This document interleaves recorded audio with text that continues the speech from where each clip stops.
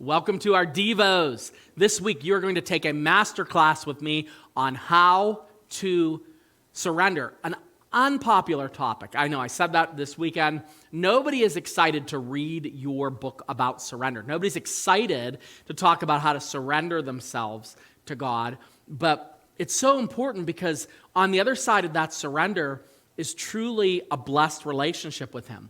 And so today, I want to look at the first principle of what surrender looks like from a practical way. And we actually covered this a lot when we did our series after Easter, Concrete Vision. But surrender essentially means letting God lead your steps. Surrender doesn't mean I give up and I'm not doing anything, but surrender essentially means that you're giving yourself over to partner with God and you're entrusting the outcome of your life to Him and His goodness.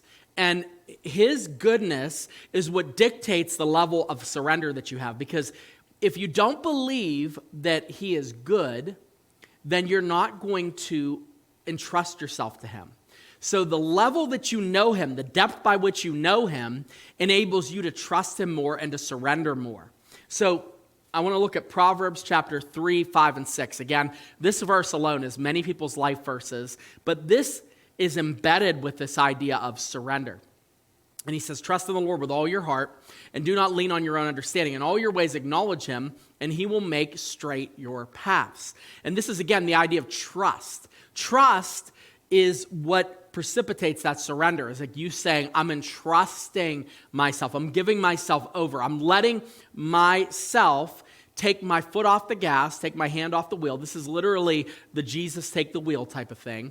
And you're giving yourself over, believing that He is able to do more than what you could. There was, and I mentioned this at the beginning of this series, but I had an issue with my back some weeks ago. And I couldn't, or a couple months ago now, and I couldn't walk. I was having trouble walking. And so when it was like 3 in the morning, 4 in the morning, I was at the hospital. They put me on an emergency MRI. They had like the technician there. And the technician was like a gruff kind of, you could tell he was working the night crew. You could just tell. So he's not the guy that's at the front desk. He's the guy that's behind the scenes that knows how to work everything. So they wheeled me in there. I'm in excruciating pain.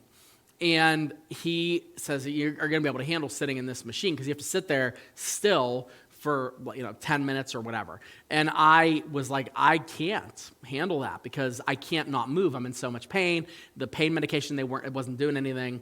I said, I don't know what I'm going to do. And he said, well, I can't let you go in with any kind of support. You have to kind of just go in so I can get an accurate reading of what's going on. And so I'm there. And I said, okay, well, I'm going to try because I really want to get to the bottom of things. I want to know if I need surgery, all that. I said, I'll try my best, but if I ask you to stop it, he said, that's fine, I'll stop it. Now, this is the moment that I bonded with this guy. So I'm covered in sweat. I'm like out of my mind in pain. They have me on all these drugs, that none of which are doing anything except for making my cognitive responses low. And he came over and he looked at me, looked at the machine, he looked at me, he goes, I'm going to get you a pillow. I can get you a little pillow. He goes, I can't always do this with everyone. He goes, well, we can get you a little pillow. He's like, what if I put some blankets around the side of your body and maybe help you with some support? And I was like, okay. So he did that. And he was, as rough as he was to talk to, was as gentle as he was with handling me. It was odd. It was really an odd thing. And then right before he put me in the machine, he goes, this is going to be 10 minutes. He goes, it's going to be 10 minutes and you'll be out of here. Then I'll be able to send this to your doctor, send it to a surgeon. We'll get you fixed up. And I said, okay, all right. I'm going to try. And then he looked at me and he came over. And with the gentleness and kindness of just about anybody I've ever met, he touched the top of my chest like this and patted, and he goes, you're going to be okay. It's all going to be okay. And then he put me in the tube. And just that little bit, I let go for a minute. I completely let myself go, and I just believed that this guy could tell that I was going to make it, that he could tell that I was going to do okay, and I was able to handle the test without having to stop it. And when he pulled me out of the machine, he got good readings and all that. So my point is this. The level of trust that you have in the Lord is equal to the level of your surrender. You're not going to surpass it. You're not going to say, I trust Him completely. Or you're not going to say, I have trouble trusting Him. I don't know if He's going to do good for me. Or I don't know if the way that He plans my life to go is going to be the way that I want it to go, and I think my way's a little bit better, well, if that's the case, you're not going to be able to surrender. It's just not going to happen because you're not going to physically, emotionally, spiritually be able to entrust yourself to him. Now, you do that in a spiritual way where you are believing that he can save your soul, but in terms of the practical, what your life looks like, you're not doing it. It's not happening.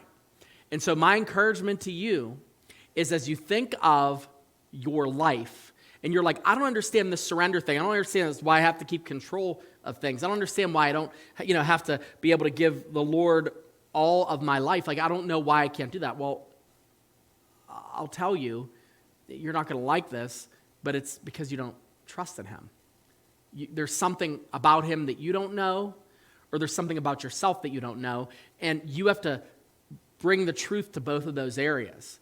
Know you're terrible at being God. Just know that.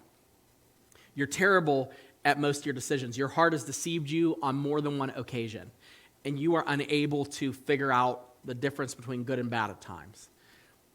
Yes, he is always good.